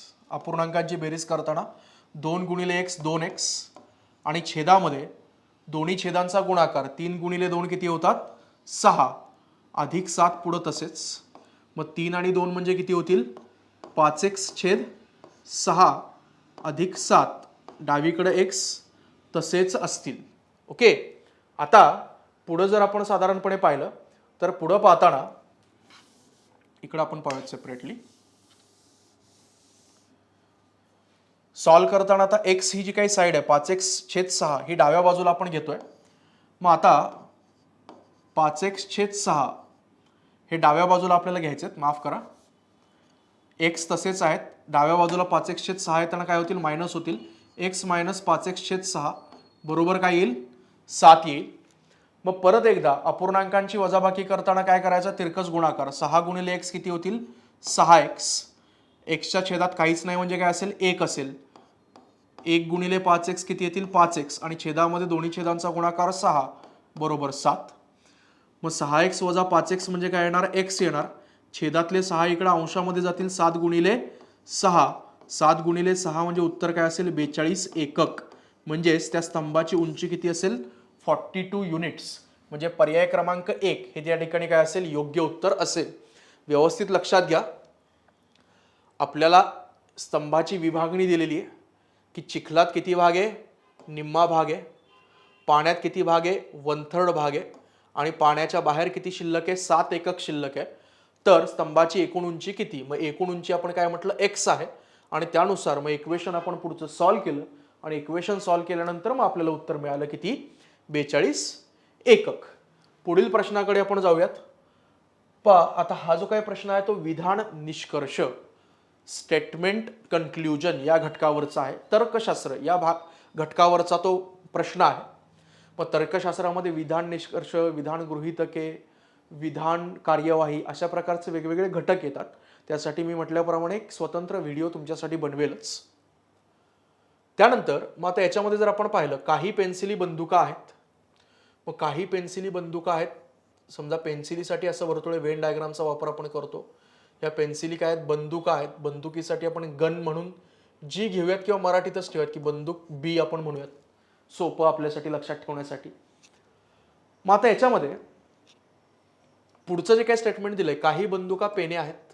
मग काही बंदुका काय आहेत, पेन आहेत. आता पेन्सिल होत्या, पेन म्हणून मी मराठीत लिहितो फक्त की काही बंदुका काय आहेत, पेन आहेत. काही पेन मारेकरी आहेत. पेन आणि मारेकरी यांच्यामध्ये काहीतरी कॉमन आहे. समजा यांना आपण म्हणूयात मारेकरी आहेत. मग आता अशा प्रकारची आकृती तयार होते. काही म्हटल्यानंतर त्या दोघांमध्ये काहीतरी पार्ट काय कॉमन आहे. मग त्या आकृतीमध्ये आता अशा प्रकारच्या असंख्य आकृत्या काढता येतात. पण जे निष्कर्ष प्रत्येक आकृतीमध्ये योग्य असतात तो निष्कर्ष फायनली योग्य म्हणून किंवा योग्य निष्कर्ष म्हणून आपण निवडतो. नंतरच्या टप्प्यात आपण त्याबद्दल सविस्तर पाहूयात. आता याच्यामध्ये निष्कर्ष जर पाहिले, काही पेन्सिली पेन आहेत. आता पेन्सिल आणि पेन ह्या आकृतीमध्ये पेन्सिल आणि पेन पूर्णपणे काय दिसत आहेत, स्वतंत्र दिसत आहेत, एकमेकांशी काही संबंध नाहीये. म्हणून पहिला जो काही निष्कर्ष आहे तो अयोग्य असेल. काही बंदुका मारेकरी आहेत. मग आता बंदुका आणि मारेकरी यांची पण वर्तुळे जर आपण पाहिली तर पूर्णपणे काय आहेत, सेपरेट आहेत, स्वतंत्र आहेत, काहीच कॉमन नाहीये. म्हणून ते जे काही निष्कर्ष आहे किंवा तो जो काही निष्कर्ष आहे तो पण चुकीचा असेल. तिसरा, काही मारेकरी पेन आहेत. आता हे फक्त व्यस्त विधान दिलंय ना, काही पेन मारेकरी आहेत, त्याला फक्त उलट करून दिलंय त्यांनी, काही मारेकरी काय आहेत, पेन आहेत. म्हणजेच या दोघांमध्ये काहीतरी पार्ट कॉमन आहे, या वर्तुळात देखील आपल्याला दिसतो. म्हणजे निष्कर्ष सी कसा असेल, योग्य असेल. निष्कर्ष डी, काही मारेकरी बंदुका आहेत. परत मारेकरी आणि बंदुका याच्यामध्ये काहीच कॉमन नाही, त्याच्यामुळे हा निष्कर्ष कसा आहे, अयोग्य आहे. म्हणजे फक्त निष्कर्ष सी योग्य आहे. म्हणजे पर्याय क्रमांक 4 हे या प्रश्नाचं काय असेल, योग्य उत्तर असेल. त्यानंतर पुढील प्रश्नाकडे आपण जाऊयात. आता हा जो काही प्रश्न आहे हा श्रेणी किंवा प्रोग्रेशन या घटकावरचा आहे. अंकगणिताचा अभ्यास करताना आपण श्रेणी किंवा प्रोग्रेशन हा टॉपिक शिकतो. आणि श्रेणी किंवा प्रोग्रेशनमध्ये आपल्याला अंकगणितीय श्रेणी आणि भूमितीय श्रेणी, म्हणजेच आपण त्याला arithmetic progression and geometric progression असं म्हणतो, अशा 2 प्रकारच्या श्रेणी आहेत. या श्रेणींमध्ये जर आपण पाहिलं तर या श्रेणींमध्ये 4 फॉर्म्युले, 4 सूत्र आहेत. त्या सूत्रांचा वापर करून या प्रकारचे प्रश्न सोडवायचे असतात. म्हणूनच विद्यार्थी मित्रांनो, मी तुम्हाला म्हटलं की या स्पर्धा परीक्षा देत असताना अंकगणित आणि बुद्धिमापनाची तयारी आपल्याला जोमाने करावी लागते. प्रश्न अवघड नसतात, परंतु ज्यांनी तयारी केलेली आहे किंवा ज्यांनी प्रिपरेशन केलेलं आहे अशा विद्यार्थ्यांना खूप सहजासहजी या प्रश्नांची उत्तरं देता येणं काय होतं, शक्य होतं. त्यामुळे काळजीपूर्वक तयारी करणं, पूर्वतयारीने परीक्षेला जाणं हे फार गरजेचं असतं. आता यामध्ये 3 वर्षांच्या अंतराने जन्मलेल्या 5 मुलांच्या वयाची बेरीज 50 वर्ष आहे.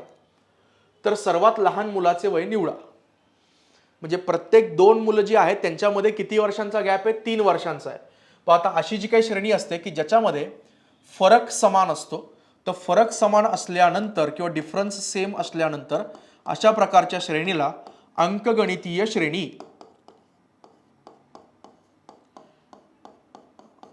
किंवा अरिथमॅटिक प्रोग्रेशन असं म्हटलं जातं.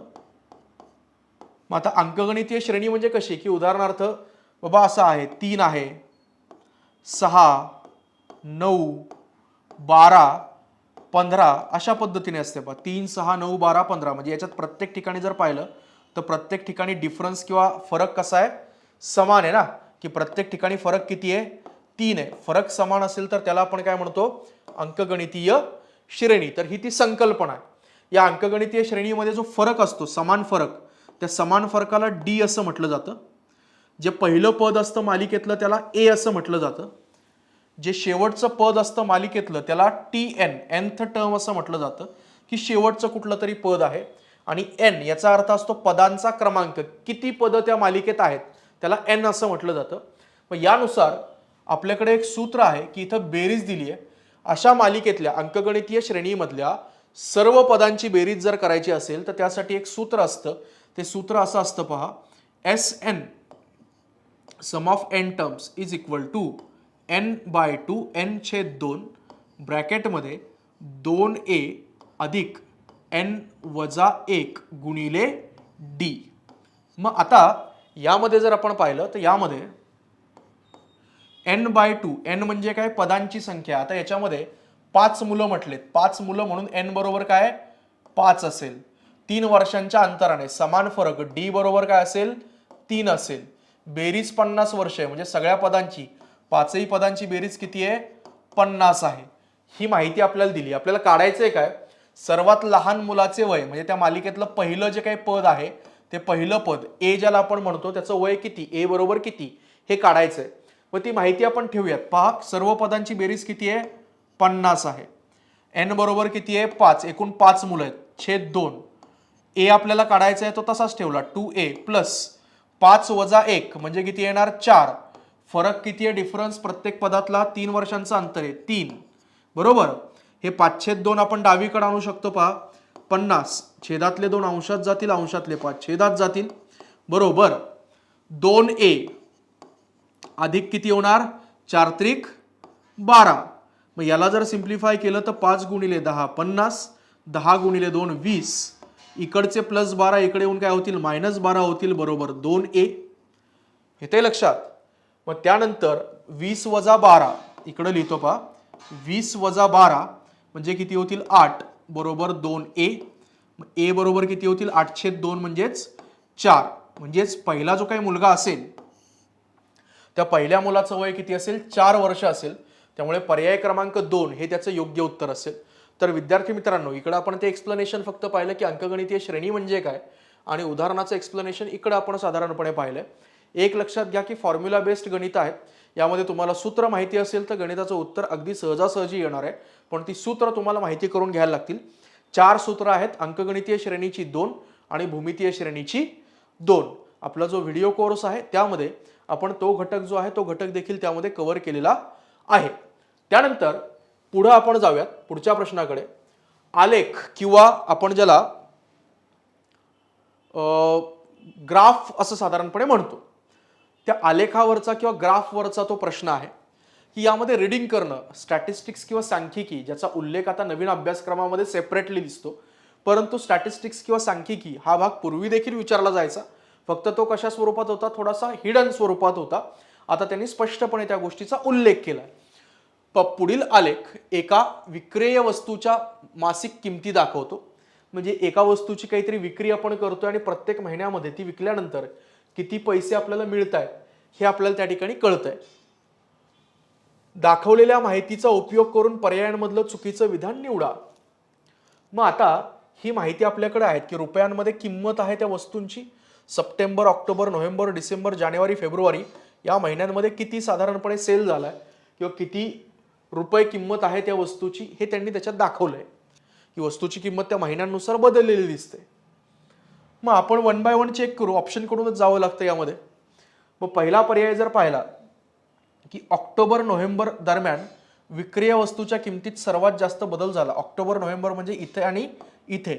मग आता ऑक्टोबर नोव्हेंबर दरम्यान जर आपण पाहिलं तर ऑक्टोबर दरम्यान म्हणजे इथपर्यंत आपण म्हणूयात आणि नोव्हेंबर इथपर्यंत. मग याच्यामध्ये जर आपण पाहिलं तर हा कर्व आपल्याला दिसतो पहा, जो सडन राईज झाला किंवा सडनली काय झालाय, वाढलाय. त्यांचं म्हणणं बरोबर आहे की सर्वात जास्त बदल कुठं झालाय, ऑक्टोबर नोव्हेंबर दरम्यानच झालाय. म्हणजे हे विधान कसं आहे, बरोबर आहे. त्यांनी काय विचारलंय, चुकीचं विधान आपल्याला विचारलंय. त्यानंतर जानेवारी फेब्रुवारी या दरम्यान विक्रिय वस्तूच्या किमती काहीशा स्थिर होत्या. मग जानेवारी आणि फेब्रुवारीमध्ये जर पाहिलं तर जानेवारी इथं आहे, फेब्रुवारी इथं आहे. इथं जर पाहिलं तर काहीसा जो काही ग्राफ आहे तो कसा आहे, फ्लॅट आहे. फ्लॅट म्हणजे कशा आहेत, त्या किमती स्थिर आहेत. म्हणजे हे स्टेटमेंट पण कसं आहे, करेक्ट आहे. आपल्याला चुकीचं ओळखायचं आहे. तिसरं आपण पाहूयात, फेब्रुवारी नंतर विक्रिय वस्तूंच्या किमती 40 रुपयांपेक्षा कमी होतील अशी अटकळ बांधता येते. फेब्रुवारी नंतर म्हणजे याच्या पुढं त्यांचं असं म्हणणं आहे की 40 पेक्षा कमी म्हणजे इथूनही खाली येतील. आता अशी अटकळ बांधता येते का, नाही, कारण त्यांनी तिथपर्यंतची माहिती दिली आहे, त्याच्या पुढची माहितीच दिलेली नाहीये. त्यामुळे आपल्याला माहित नाही अजिबात की ते वाढणार आहे की कमी होणार आहे. त्यामुळं निश्चितपणे हे जे काही तिसरं स्टेटमेंट आहे हे चुकीचं आहे. अशी अटकळ बांधता येत नाही. म्हणजे पर्याय क्रमांक 3 योग्य उत्तर असेल. तरी चौथं विधान आपण क्रॉस चेक करू एकदा. चौथ्या विधानामध्ये त्यांनी काय म्हटलंय, सप्टेंबर महिन्यात वस्तूच्या किमती 30 ते 40 रुपयांदरम्यान कुठेतरी होत्या. मग आता वस्तूच्या किमती 30 ते 40 दरम्यान कुठं, सप्टेंबरमध्ये कुठं आहे, इथं आहे. पहा इथं कुठं दिसतंय आपल्याला, 30 ते 40च्या दरम्यान दिसतंय का, यस. त्यांनी दिलेली माहिती कशी आहे, बरोबर आहे. दोन्ही ठिकाणी चेक करायचं, एक्स ऍक्सिसवर आणि वाय ऍक्सिसवरती. म्हणजे चौथं स्टेटमेंट पण कसं आहे, करेक्ट आहे. मग अयोग्य विधान कुठलं असेल, पर्याय क्रमांक 3. आता यानंतर पुढे आपण जाऊयात पुढच्या प्रश्नाकडे.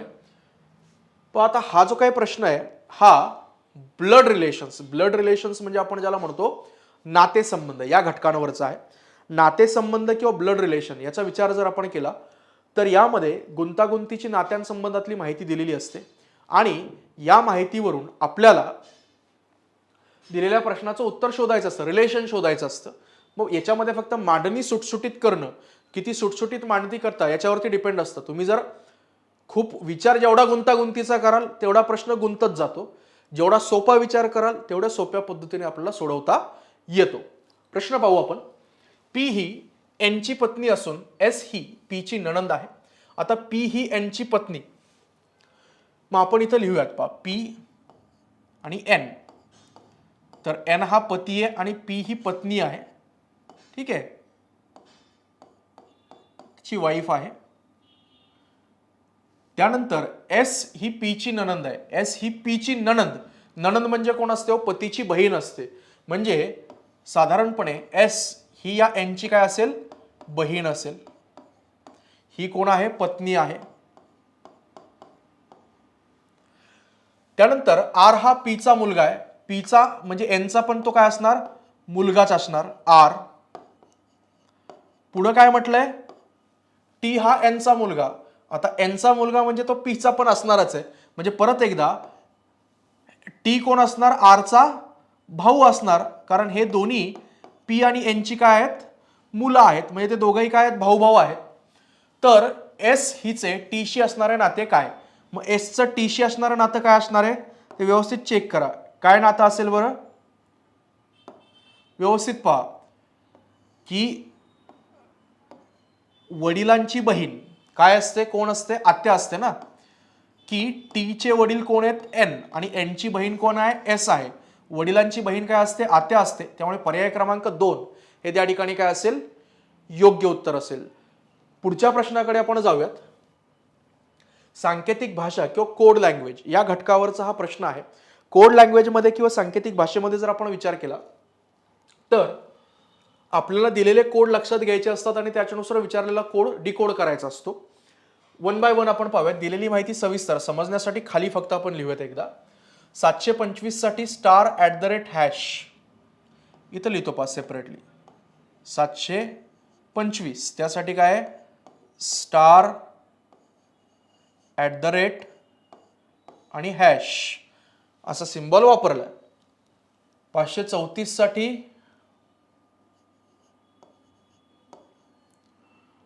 $, असा एक सिंबॉल आहे. कॉपीराईटचा एक सिंबॉल आहे आणि स्टार असा वापरलाय. आणि त्यानंतर 231 साठी 231 त्यासाठी त्यांनी काय म्हटलंय, टी हा कॉपीराइट आणि @ असे सिम्बॉल्स त्यांनी वापरलेत. तर 375 यासाठी कोणता संकेत वापरणार? 3, 7 आणि 5 साठी ते आपण सेपरेटली पाहू. आता अशा उदाहरणांमध्ये काय करायचं? तर अशामध्ये सगळ्यात महत्त्वाची गोष्ट ही असते की तुम्ही हे चेक करायचं की कॉमन अंक कुठे कुठे दिसतात. 2 आपण चेक करू. समजा 725 आणि 534 याच्यात कॉमन काय आहे? 5 कॉमन आहे. मग आता इकडे चिन्हांमध्ये जर तुम्ही पाहिलं तर चिन्हांमध्ये कॉमन तुम्हाला काय दिसतं? कुठलं चिन्ह कॉमन दिसतं दोघांमध्ये? इथं स्टार दिसतो, इथं स्टार दिसतो. म्हणजे 5 साठी कुठला चिन्ह असणार? सिम्बॉल कुठला आहे? स्टार. हे आपल्याला कळालं. येते लक्षात? त्यानंतर दुसऱ्या आणि तिसऱ्यात पाहिलं तर दुसऱ्या आणि तिसऱ्यामध्ये कॉमन काय आहे? इथं 3 आहे, इथंही 3 आहे. ओके, डबल मार्क करतो म्हणजे ते सेपरेशन कळेल आपल्याला. मग याच्यासाठी कॉमन सिम्बॉल कुठला आहे? दोन्ही ठिकाणी कुठला? कॉपीराइट आहे ना. मग 3 साठी काय असेल? हा असेल कॉपीराइट. सी, वर्तुळात सी. त्याला कॉपीराइटसाठी हा सिम्बॉल वापरतात बऱ्याच वेळेला, म्हणून त्याला कॉपीराइट असं मी म्हणतोय. त्यानंतर पहिल्या आणि तिसऱ्यामध्ये काय कॉमन दिसते आपल्याला? 725 आणि 231 मध्ये 2 कॉमन दिसतोय. पहा, इथं 2 आहे, इथं 2 आहे. मग कॉमन सिम्बॉल कुठला आहे पहिल्या आणि तिसऱ्यामध्ये? इथं @ आहे, इथं @ आहे. म्हणजे 2 साठी कुठला सिम्बॉल झाला? @ झाला. सेपरेटली लिहितो, त्याचा काही संबंध नाही याच्यात, पण लिहितो.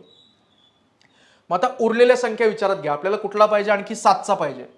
मग आता पहिल्या संख्येमध्ये 2 आणि 5चा तर डिसाईड झाला, उरला फक्त 7. मग 7 साठी उरलेला सिम्बॉल कुठला असेल? हॅश असेल. येते लक्षात? मग 7 साठी कुठला असणार? हॅश असणार.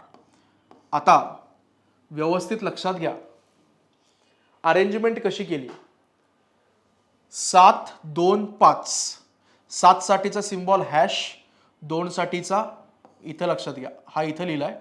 2 साठीचा @ मध्ये लिहिलाय आणि 5 साठीचा स्टार इथं लिहिलाय. तसंच 2, 3 आणि 1 मध्ये 2 साठी @ शेवटी आहे, 3 साठीचा कॉपीराइट मध्ये आणि उरलेले 1 साठी काय असेल? टी असेल. म्हणजे उलट क्रमाने लिहिलंय. पहा, 2, 3, 1 यांचा सिम्बॉल लिहिताना उजवीकडून उलटा लिहिलाय. 2 साठी जो आहे तो सगळ्यात उजवीकडे लिहिलाय, 3 साठी जो आहे तो मध्ये लिहिलाय आणि 1 साठी जो आहे तो डावीकडे लिहिलाय. मग 375 साठी सुद्धा कोड अरेंज करताना म्हणजे उत्तर काय असणार आहे आपलं? सिली मिस्टेक करायची नाही. उत्तर काय असणार? 375 साठी लिहिताना कसं लिहिणार? उलट लिहिणार आपण. जो शेवटचा आहे 5 साठीचा तो आधी लिहिणार काय? स्टार. 7 साठीचा हॅश कुठे येणार? मध्ये येणार. आणि 3 साठीचा कॉपीराइट कुठे येणार? शेवटी येणार. म्हणजे जे काही दिलेले सिम्बॉल्स ते कुठल्या क्रमाने दिलेत? उलट क्रमाने दिलेले आहेत. हे लक्षात घेणं गरजेचं आहे. पर्याय क्रमांक कुठला असेल आपला? पर्याय क्रमांक 2 हे त्या ठिकाणी काय असेल? योग्य उत्तर असेल. पर्याय क्रमांक 1 पण दिसतोय, सिली मिस्टेक होऊ शकते, म्हणून काळजी घेणं गरजेचं आहे. ही परीक्षा जेवढी अभ्यासाची आहे तेवढीच अवेअरनेसची आहे. म्हणजे तुम्ही अभ्यास करताय पण क्वेश्चन सॉल्व्हिंग टेक्निक जर डेव्हलप नाही केलं तर त्याच अभ्यासावरती कमी मार्क मिळू शकतात. त्यामुळे क्वेश्चन सॉल्व्हिंग टेक्निक आपण शिकून घेणं हे देखील तितकंच गरजेचं आहे. विद्यार्थी मित्रांनो, हे लक्षात घ्या की ह्या परीक्षा ह्या काही छंद म्हणून देण्याच्या नाही आहेत. ह्या परीक्षा अगदी हसी मजाक अशा स्वरूपातल्या नाही आहेत. उड्या मारून, किंचाळून किंवा विनोद करून या परीक्षांचा अभ्यास करता येत नाही. या परीक्षा सिरियसलीच द्याव्या लागतात आणि यांचा अभ्यास देखील सिरियसलीच करावा लागतो. ज्या दिवशी तुम्हाला हे लक्षात येईल त्या दिवशी निश्चितपणे तुम्ही योग्य ट्रॅकवरती आहेत हे समजून घ्या. कारण ह्या क्षेत्रामध्ये जर आपण पाहिलं तर वेळेचा अपव्यय होण्याची माध्यमं खूप आहेत. फक्त आपण सिलेक्टिव्ह आणि राईट कंटेंट चूज करणं हे आपल्या हातामध्ये असतं आणि तेच आजच्या पिढीसमोरचं सगळ्यात मोठं चॅलेंज आहे की माहिती सगळी आपल्याकडे उपलब्ध आहे पण योग्य माहिती निवडणं हेच आजच्या घडीला कौशल्य म्हणून ओळखलं जातं. पुढच्या प्रश्नाकडे आपण जाऊयात. परत एकदा हा जर आपण पाहिला तर अपूर्णांकावरचा प्रश्न आहे. फक्त लक्षात घेणं व्यवस्थित गरजेचं आहे की तुम्हाला एक जनरल बाब त्यातली लक्षात आली तर लगेचच्या लगेच त्या प्रश्नाचं उत्तर हे तुम्हाला लक्षात येऊ शकतं. आता याच्यामध्ये जर आपण पाहिलं की एका गटात एकूण 15 व्यक्ती आहेत, टोटल 15 आहेत असं आपण म्हणूयात. त्यातील 7 व्यक्ती फ्रेंच, 8 व्यक्ती स्पॅनिश भाषा बोलतात, 3 व्यक्ती एकही परदेशी भाषा बोलत नाहीत. पण आता 3 व्यक्ती काहीच बोलत नाहीत परदेशी, 3 व्यक्ती बोलत नाहीत याचा अर्थ काय, 15तले 3 मायनस झाले, परदेशी भाषा बोलणारे फक्त किती आहेत, 12 आहेत. मग आता या 12चा हिशेब लावताना कसा लावतोय आपण, त्यातले किती 7 फ्रेंच आणि 8 स्पॅनिश बोलतात. मग 7 आपण म्हणूयात की फ्रेंच बोलतायत आणि 8 स्पॅनिश. मग आता याच्यामध्ये जर व्यवस्थित तुम्ही पाहिलं तर 7 आणि 8 केले तर टोटल किती होतात, 15 होतात ना. पण प्रत्यक्षात किती बोलतायत, 12च बोलतायत. म्हणजे याचा अर्थ जे अतिरिक्त 3 आहेत त्यातले 3 लोक हे असे आहेत की जे दोन्ही भाषा बोलतात. म्हणजे 15 वजा 3 जर केले तर ते आपल्याला ओरिजिनल टोटल किती मिळते, 12 मिळते. 3 अतिरिक्त काय येतात, कारण 12च परदेशी भाषा बोलतात, 3 अतिरिक्त येतात कारण 3 जण काय करतात, दोन्ही भाषा बोलतात, म्हणून दोन्ही ठिकाणी काय झाले ते काउंट झालेत. मग त्यांनी आता हेच विचारलंय की सर्व व्यक्तींमधील दोन्ही भाषा बोलणाऱ्या व्यक्तींचा भाग निवडा. सर्व व्यक्ती टोटल किती आहेत, 15. दोन्ही भाषा बोलणारे किती आहेत, 3. 15 पैकी 3. सोपं रूप द्या, 3 एक 3, 3 गुणिले 5 15. म्हणजे उत्तर काय असेल आपलं 1/5. हे आपलं अपेक्षित उत्तर, पर्याय क्रमांक 4. येते लक्षात. सिंपल गोष्ट आहे की टोटल 15 आहेत, 3 लोक बोलतच नाहीत परदेशी भाषा, म्हणजे झाले किती बोलणारे 12. 12चा हिशेब देताना त्यांनी कसा म्हटलाय 7 आणि 8, की 7 फ्रेंच आणि 8 स्पॅनिश, पण ऍडिशन केल्यावर किती होतात, 15 होतात. याचा अर्थ जे अतिरिक्त 3 आहेत हे दोन्ही भाषा बोलतात. मग त्यांनी असंच म्हटलंय की दोन्ही भाषा बोलणारे एकूण भाषा किंवा एकूण व्यक्तींपैकी किती पट होतात. म्हणजे साधारणपणे आपल्याला काय करायचंय, भाग निवडायचा, अपूर्णांक निवडायचा. मग एकूण व्यक्ती 15, दोन्ही भाषा बोलणारे 3, 3/15 म्हणजेच किती होतात, 1/5. तर अपूर्णांक या घटकावरचा प्रश्न आहे. कॅल्क्युलेशन अवघड नाही आहेत, समजून घेणं गरजेचं आहे, सराव करणं गरजेचं आहे. त्यानंतर पुढच्या प्रश्नाकडे आपण जाऊयात. पहा, हा जो काही प्रश्न आहे हा परत एकदा स्टॅट्सवरती आहे की त्यामध्ये पर्सेंटेज किंवा शेकडेवारी ह्या घटकाच्या ज्ञानाचा वापर हा आपल्याला करायचा आहे. मग आता याच्यामध्ये सोडवताना फक्त व्यवस्थित पहा. काही पुस्तकांसाठी जर प्रकाशकाने मुद्रण खर्च 3600 केला तर त्या पुस्तकांसाठी ग्रंथ प्रसिद्धी हक्कापोटी किती रक्कम खर्ची पडेल. मग ते पर्सेंटेज त्यांनी दिलंय टोटल रकमेच्या. म्हणजे एखादं पुस्तक असेल तर पुस्तकावरती कसा खर्च होतो, जाहिरातीवरती 10% होतो, मुद्रणावरती 20% होतो, वाहतुकीवरती 10%, कागदावरती 25%, बाइंडिंगवरती 20% आणि ग्रंथ प्रसिद्धी हक्क म्हणजे रॉयल्टी आपण ज्याला म्हणतो ती 15% असा खर्च होतो. मग एकूण त्यांनी असं म्हटलंय मुद्रण खर्च किती आहे, 3600. समजा आपण असं म्हणूयात की एकूण जो काही खर्च आहे हा एकूण खर्च ते पुस्तक पब्लिश करण्यासाठी X एवढा लागतो. X पैकी मुद्रण खर्च किती आहे, 30,600. मुद्रण खर्च किती लागतो, 20% लागतो. म्हणजे एकूण रकमेच्या 20% रक्कम म्हणजे त्यांनी दिलंय 30,600. मग याला सोपं रूप द्या फक्त की 20% म्हणजे किती होतं, 20/100. टक्के म्हणजे छेद 100 असतो, गुणिले X बरोबर 30,600. मग 20 गुणिले 5 काय होतात, 100 होतात. छेदातले 5 इकडे काय होतील, अंशामध्ये जातील. 30,600 गुणिले 5 म्हणजे एकूण खर्च किती होणार, X बरोबर जर तुम्ही सॉल्व केलं तर ते होईल 1,53,000 रुपये. हा एकूण खर्च त्या पुस्तकाचा असेल. त्या 20%वरून आपण काढलं. मग पुढे त्यांनी काय विचारलंय, तर ग्रंथ प्रसिद्धी हक्क म्हणजे 15% रक्कम म्हणजे किती असणार. मग आता ग्रंथ प्रसिद्धी हक्क 15% रक्कम आहे, ती 15% रक्कम कशाच्या, एकूण रकमेच्या Xच्या, ती किती ती आपल्याला काढायची आहे. मग 15% म्हणजे किती, छेद काय असतो, 100 असतो, गुणिले ती रक्कम किती आहे, 1,53,000.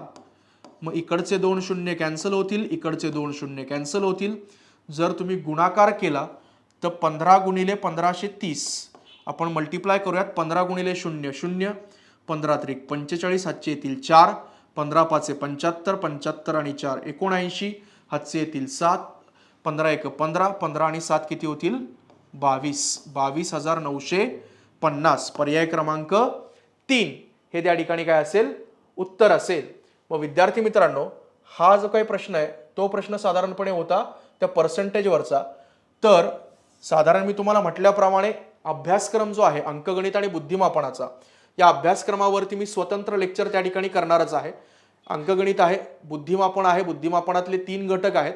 तर ह्या स्लाइड्स तुम्हाला नंतरच्या टप्प्यामध्ये बघायला मिळणारच आहेत. ही संपूर्ण PDF टेलिग्राम चॅनलवरती मी तुमच्यासोबत शेअर करणार आहे. टेलिग्राम चॅनल जे आहे त्या टेलिग्राम चॅनलचं नाव इथं मी मेन्शन केलंय पहा, सायन्स बाय अजित चहाळ. तर ते टेलिग्राम चॅनल तुम्ही निश्चितपणे काय करा की जॉईन करा. त्यावरती ही PDF मी लगेचच्या लगेच शेअर करेल. दुसरा जो काही यानंतरचा व्हिडिओ असेल तो व्हिडिओ निश्चितपणे ते एकंदरीत अभ्यासक्रमावरती आपण करूयात. नव्यानं तयार करणारे जे काही विद्यार्थी आहेत त्यांच्यासाठी तो अभ्यासक्रम आपण त्यामध्ये पब्लिश करूयात आणि तयारी कशी करायची, कुठून सुरुवात करायची त्याबद्दलही मी तुम्हाला निश्चितपणे सांगणार आहे. विद्यार्थी मित्रांनो, तुम्ही हा व्हिडिओ संपूर्ण पाहिल्याबद्दल मी तुमचा आभारी आहे. धन्यवाद. तुम्हाला येणाऱ्या परीक्षेसाठी ऑल द बेस्ट. तुम्हाला सगळ्यांना भरपूर शुभेच्छा. माझं यूट्यूब चॅनल जे आहे अजित चहाळ चॅलेंजर्स अकॅडमी हे चॅनल निश्चितपणे तुम्ही सबस्क्राईब करा. त्यावरती नवनवीन व्हिडिओ तुम्हाला मिळतील आणि व्हिडिओ कोर्सेस जे आहेत आपले त्या व्हिडिओ कोर्सेसबद्दलची माहिती तुम्हाला त्यावरती निश्चितपणे मिळत राहील. विद्यार्थी मित्रांनो, आज आपण इथेच थांबूयात. धन्यवाद.